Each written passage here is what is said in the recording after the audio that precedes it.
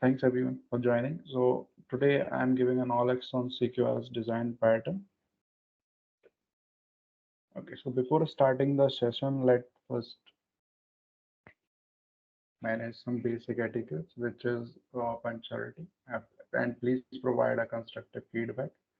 And please keep your mobile devices in silent mode. And please avoid unwanted chit chat during the session. And today's agenda is to understand exactly what is CQRS design pattern, when we should use CQRS design pattern, what is the standard structure which we generally use for creating APIs, what is the CQRS structure and its component, and I have defined there are basically two components in CQRS, which is one is on the updation side and one is on the query side. I have defined the updation part because the query will be it is too lengthy. And next is benefits and challenges which we get and face during the implement CQRS. And then there is a demo. Okay, let's start. Okay, so first is like what is CQRS? So CQRS stands for Command Query Responsibility Segregation. It has emerged as a powerful architectural pattern for building complex and scalable software systems. CQRS separates the responsibility of handling commands and queries in different components. It mainly focuses on separating the way of reading and writing the data. It separates the read and update operations on a data store in two separate models, which is query and command. As you can see in below diagram where we are using two databases, like it is not necessary we use two, but I have just taken an example of it. And here the write operation is different and the read operation is different. In first, there's a suppose there is any get post or any request where we have any state change. It comes to a database as a command, and there we just make some changes in the data, and we just publish an event to another database which is in sync with the database where we are making the updation in the data, basically modifying it. And then if a user gives any query related to what data he wants to see, then he can get the query will go to the another database. So it becomes quite easy for handling the request, and it is the CQRS is basically for the systems where the read request is comparatively more than the write request. So, we can take an example of shopping websites where most of us just go and see most of the item rather than purchasing them. Oh, any questions? Okay, I think no. Okay, so next is when should we use CQRS? So CQRS design pattern is useful for where the data reading and assessing performance has become very slow due to large number of read and write operations going on simultaneously, which can be due to a lot of load on the database or on the network which the database resides. CQRS design pattern is useful when the read and write workloads have different requirements for latency, scaling, and consistency. CQRS pattern is useful when an eventual consistent system is acceptable for the read and access queries. What I mean here by eventual consistent system is a system where we have to maintain, where we can maintain an eventual consistency is like the database where we are doing the update operations should be in consistence with the database where we are doing the query operations. CQRS pattern is useful in the situation when reading data performance needs to be optimized separately from write database performance, especially if the reading database queries are more in number than the writing data queries.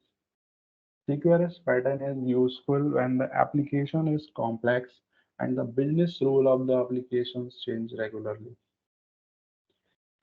In this case, we can take an example of a warehouse management system where the requirement change every day. Suppose we have a purchase order creation order, and like it depends, like user can give a requirement of purchase order of a single item or of a multiple item. So based on that, the requirement change regularly. CQRS design pattern is useful when the system can evolve from time to time and the system contain multiple versions of the model. What this means is like suppose a system can have multiple number of commands or multiple number of aggregate which is being dealt, which it has to be dealt. And like we should not use CQRS in an application where we have just simple CRUD applications like simple get post put. We should only use it in the cases where we have a complex domain logic or we want to make a domain driven design.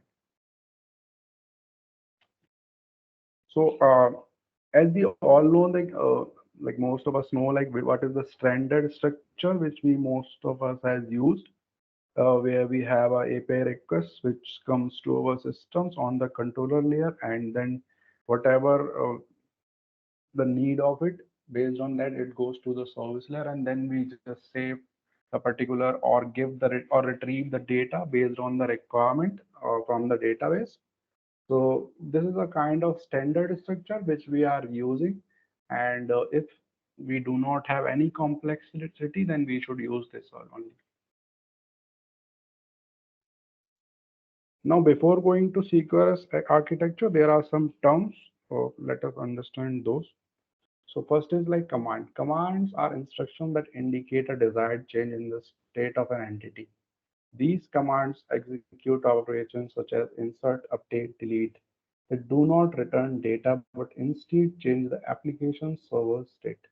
Each command is an object containing the name of an operation along with the necessary data to perform that operation. A command is a procedure that does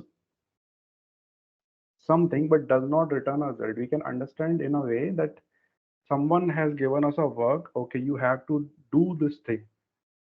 Like there is a state change. We are not getting any data. We are just doing some change, or we have just gotten a command that we have to perform some actions. Details are not being given there. Queries are used. Next is query. Queries are used to retrieve information from a database, as it is clear from its name. And queries object can return data and make no modifications to it. So in queries, as we all know that in get operations, we do not make any modifications to the data. We just get the details which is being required or which is being asked for. Queries will solely compromise data retrieval methods. They are used to read data from the databases and return it to the client for display in the user interface. The queries handler interrupt the queries and return query values. A query may be a function or attribute, return a result, but does not change the state. Now next is command handler. Command handler is mainly responsible for receiving, interpreting, and executing commands that intend to change the state of the system, ensuring data consistency and enforcing business rules. Event handler, a component responsible for reacting to domain events that are generated as a result of change to the system state, typically by updating the read models or triggering additional process based on the events. Next is query handler. Query handler, as it is clear from its name, it is responsible for receiving and processing read requests. Typically, queries for data retrieval and returning the request data from the appropriate read model or data resources, ensuring efficient and optimized read operations in the system.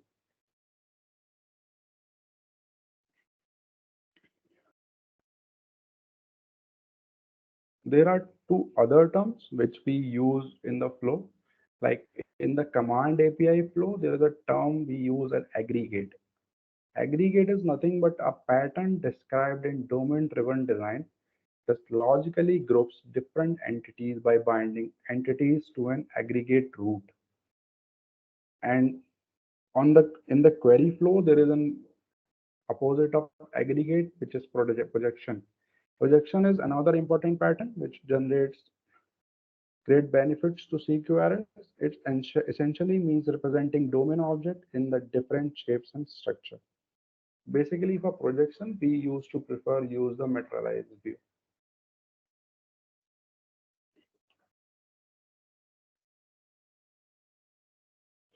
Now, event sourcing.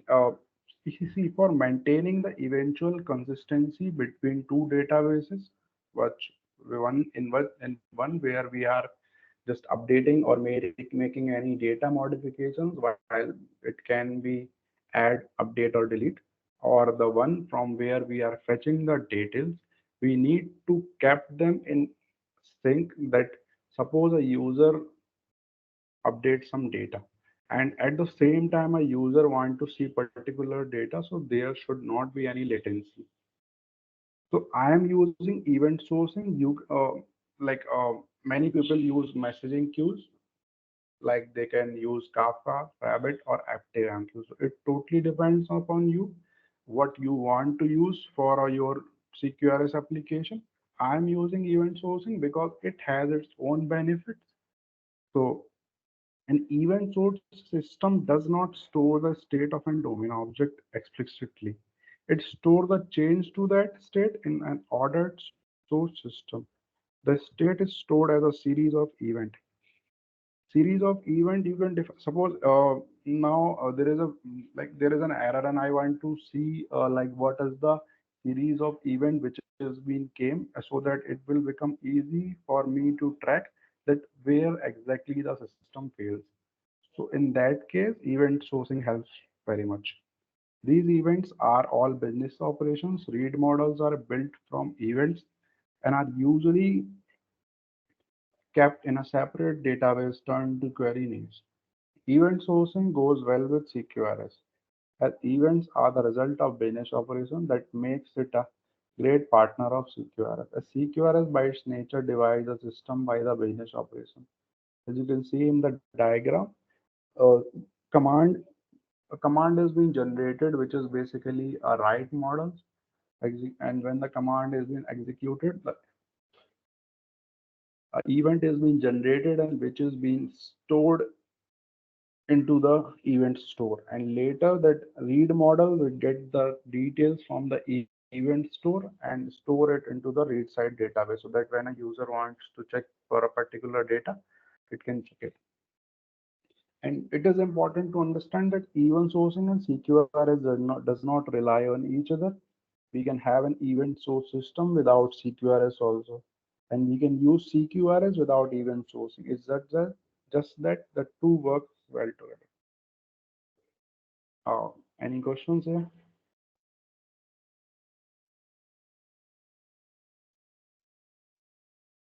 Okay, I think some question. Okay, so this is basically a CQRS architecture diagram. Here, what is happening that I have basically the operations need where we do the modifications in the data is on the command API side, and the operations where we just use to get the data are on the query API side. Now, what is happening? A request comes, and if a request is for any modification to the data, it goes to the command API here, and if a request comes for any query side, it goes to the query API side. Now, command API consists command handler, and event handler. Suppose a request come.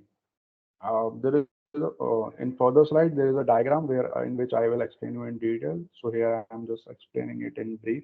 Suppose a request come in the command side, it will generate a command, and then you can call it aggregate or a command handler, which will handle the particular command and will emit an event, which will go and store into the event store. Now, what will happen? As you can see in the green block, they must be using an event sourcing or any kind of message broker for making the event sync.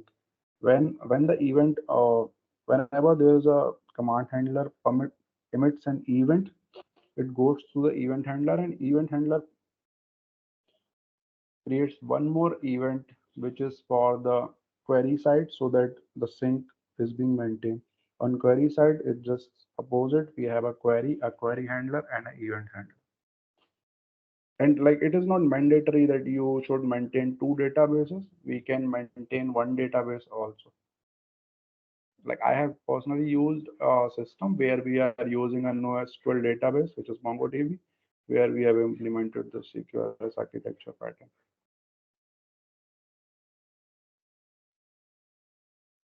Okay, now let's go some deep in how the actually the flow works on the command side. Okay, suppose the request come of a post request is come to the controller. Now what controller will do? It will create uh, it it will create a command which is create product command, and it will send it through command gateway to the aggregate. Now aggregate is we also called it command handler. The what aggregate does, it handles the command and then it emits an event to the event store, and it also perform one more action, that it also create an event source handler, which is basically used to update the data inside the aggregate itself, which is being helpful when we used to keep track of, if we want to see the track of the events which is being published earlier. So suppose I aggregate publish an event to the event store. Now there is which is a product created event, and then the event store, the event handler will listen the particular event from the event store and will send it to the repository, and will save it, which is being used, which can be used by the other database, or the same, if we are using a same database, then we can use it from there also. Any questions here?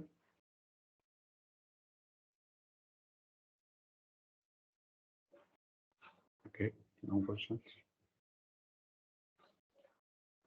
There are some benefits as well as some challenges of CQRS design patterns. The benefits are its improved scalability. Each model can be optimized for a particular use case by splitting the duties of commands and queries. Improved performance. The system can outperform a conventional strategy that employ a single model for both read and write by tailoring each model to its particular use case. Maintainability. CQRS can also improve maintainability by making the system easier to understand and modify. Now, maintainability can be improved. Suppose I am a new developer which is being added to a team which is being using CQRS design pattern. So it will become easy for me to understand, because the operations are divided into two parts. Basically, the modifications is being done in one part and the query part has been done from one part. So it become quite easy to understand that what is exactly happening. Now there are some challenges which we also face is complexity. Implementing CQRS can introduce additional complexity to your system, especially if you are not familiar with the pattern. Next is consistency. Maintaining consistency between the read and write model can be challenging, especially if the distributed system where the data updates may not be immediately propagated. Data synchronization. Keeping the read and write models in sync can be a non-trivial task, especially when the dealing with large volume of data or complex data transformation. Performance overhead. Implementing CQRS can introduce performance overhead, especially if not done carefully. Operational complexity. Maintaining multiple databases or data store, one for read or one for write, can increase optional complexity. Okay. Is anyone having any questions? If not, we can move to our demo.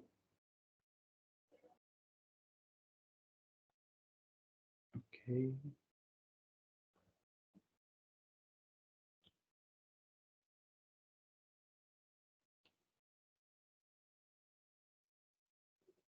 Okay.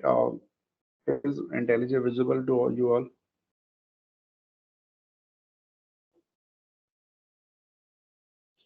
Hello.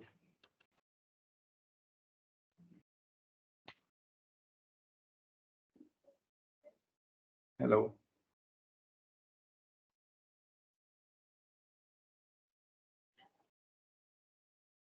Yes, Swapnil, we can hear you.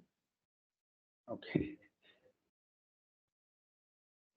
Okay, so here what I have done is I have created a basic simple application which is nothing but just creating an product command where I am just passing the name, price, and quantity, and I am passing a product ID for the identifications.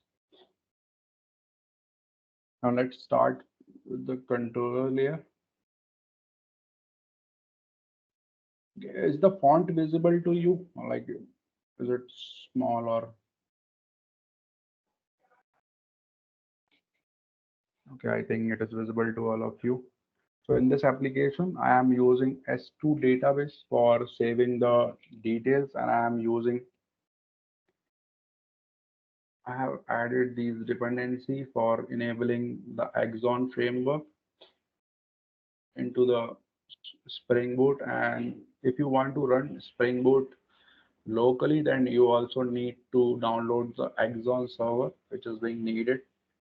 If you want to see details on the Axon dashboard, it provides a default dashboard where you can see all your commands, queries, or you can make any search operations there, or if you want to track the load on CPU or various things.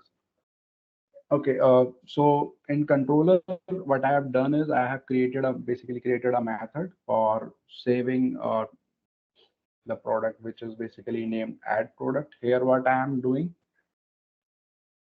I have created a I have been used a command gateway for sending the command to the aggregate. Now what I have done is I have created a create product command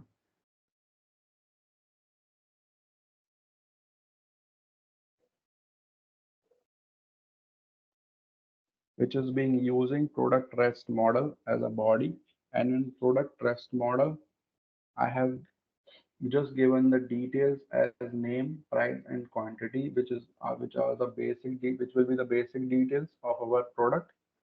Now what will happen? Suppose there's a if I'm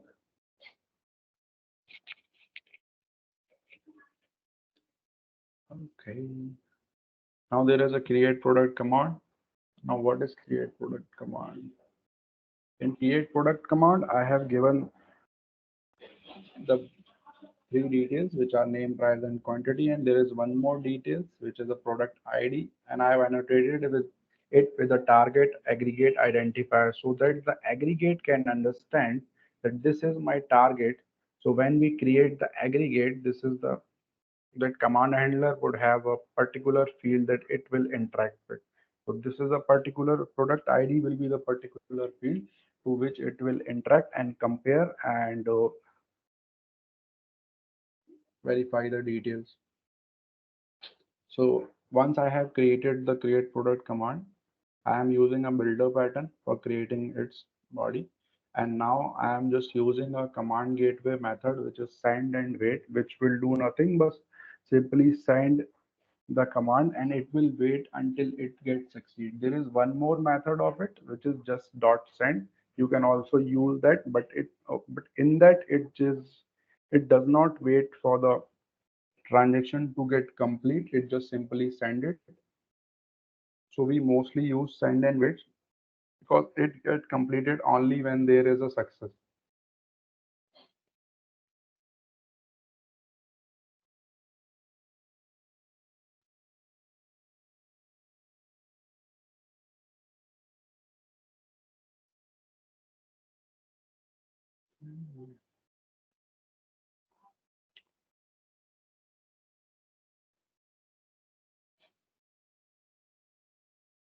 Let us try to understand it through diagram. I think you people are not getting it. Okay. As I have shown you the controller layer, what it was doing, it is creating and create product command. As you can see here, it is creating and create product command and sending it to the command gateway with the help of command gateway to the aggregate. Now, what is aggregate? Aggregate is here, and what is aggregated? It does it does it handles the command and send an particular event. Now we have also identified a field here which is product ID, and I've annotated it with aggregate identifier. Now, what is the use of aggregate identifier? Now, when the create product command will come to the aggregate, how it will know that it have to check from which variable? So it will go to the product create product command where we have identified is that target identify aggregate identifier, and it will check compare it with this one so that it can process.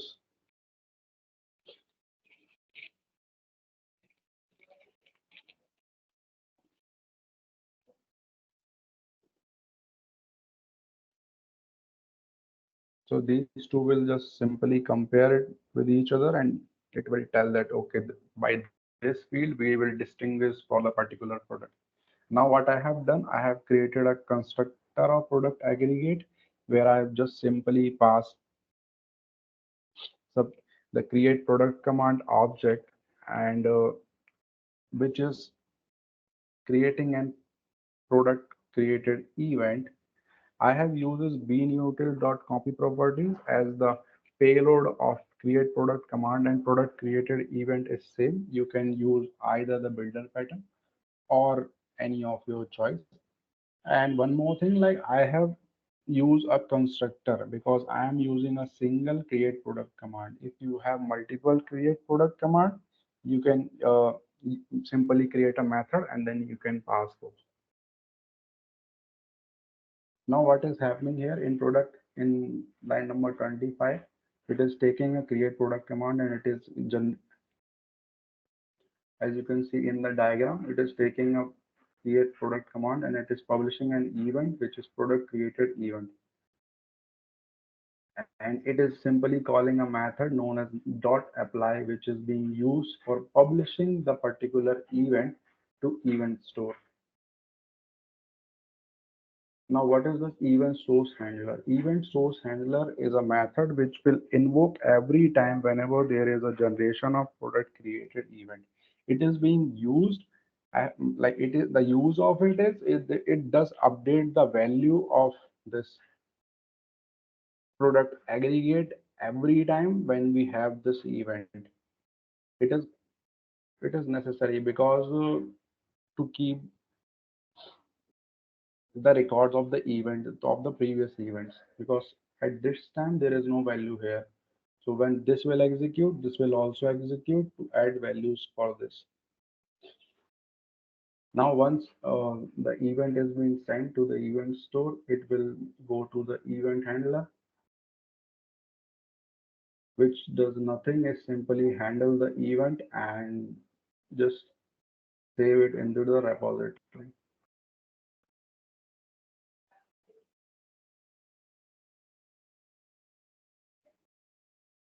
Let us run this and let's see.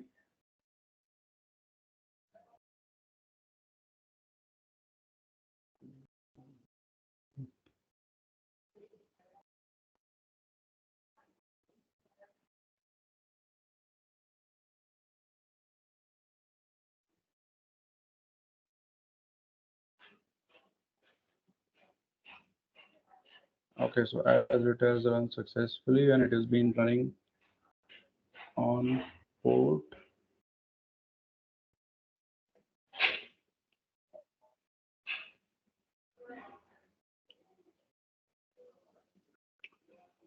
8080. Now let us hit a request on Postman and let's see if the request goes. So this is the demo request. Let me change something here, like name, my name is 221, and I will just send it. As you can see that the product ID of UUID type has been created, and let me show you the database. As you can see that we have command executed here, and we have this, and in the database, if we will see, let me run a query.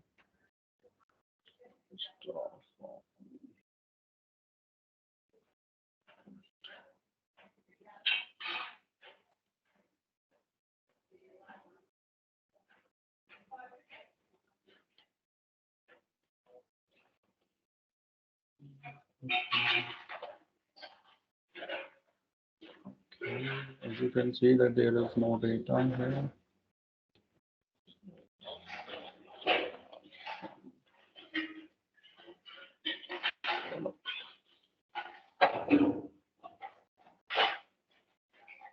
As you can see, the one which we have added is being appeared here and also visible here. You can see the command.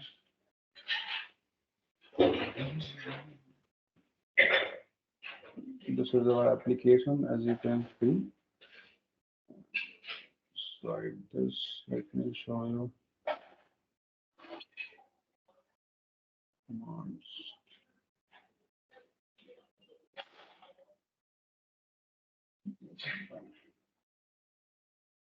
Sometimes it takes some time to load. Okay. As you can see that in database also we can see 3 commands which is being generated, and here also it is showing that 3 command has been executed. This is the Axon dashboard. If you want to search for anything, suppose this query part is not implemented, and if that was also implemented, we can just simply go here and just simply see that which queries have been executed, how many times. We can just simply go here and search. We can just simply type the product ID which is being generated, and we can get all these details for that particular ID, like the aggregate type, event identifier, aggregate identifier, payload revision, payload type, aggregate sequence number, and the timestamp. So it becomes easy to track it. That's all from my side. If you have any questions, please ask.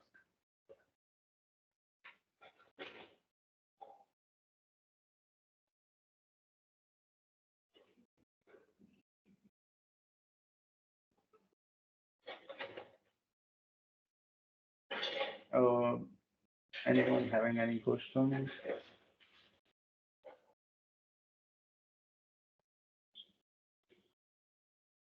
Guys, do If we have any not, questions? we can conclude.